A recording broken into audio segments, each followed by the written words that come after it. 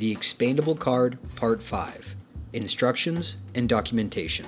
So now that we've tested this out and everything looks good and we've went through this whole thing, there are two pieces that we want to address. Number one, the instructions. Let's make a note about the card width. Card width should only be 3, 4, and 6 columns wide. Okay, so what does that mean? That means if we have our cards on a grid, then the designer will know that they can go from 3 to 4 or 6, whatever one. The other thing is because we've used a size adjuster, we can always keep this as a 1x1. So we look at the width and we punch that in, 920. Now we still maintain our 1x1 even though we are changing our width. Now, if you don't know how to make a size adjuster and you don't know all the use cases for it, I highly suggest you check out my tutorial on the image size adjuster. The link is in the description, or you can hit the card up on the top right. It's a super powerful component that has a lot of different use cases. That's an example of when we're using instructions. We're gonna go back and now we're gonna link to documentation. For documentation, I absolutely love to use the plugin 8Shapes. Let me grab each one of these right here.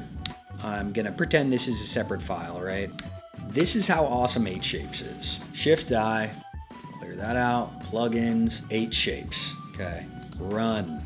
I'm gonna use the free version. We're not gonna have display tokens or automated specs of nested components. Let's go ahead and create. All right, let's move this off to the side and see what it gave us. We have our anatomy, we have properties, we have layout and spacing. It's pretty awesome.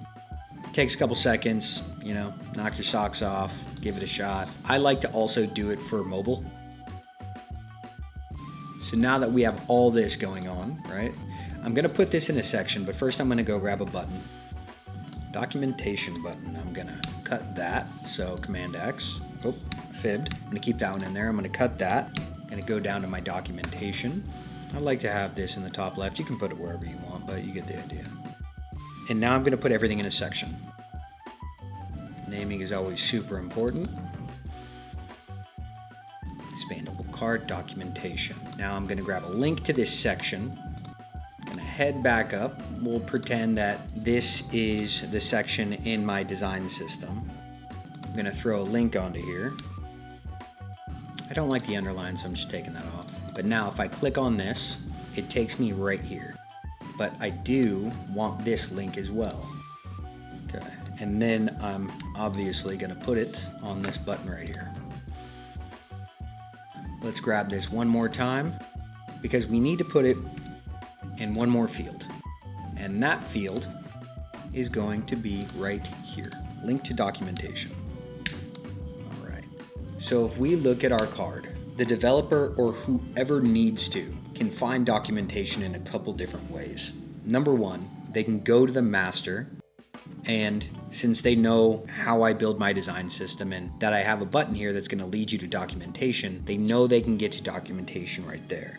What I also like to do is if I have different colors or different variants or things like that, I don't need to put them inside of the specs. They can go to the design system and they can check out all the different color variants or everything else like that, and that's where they can kind of pull that. This all depends on the relationship and the workflow that you have with your dev team. The second way that they're going to be able to find documentation is probably the easiest. They're gonna hit inspect, they're gonna click the button, and that's going to take them right to the documentation.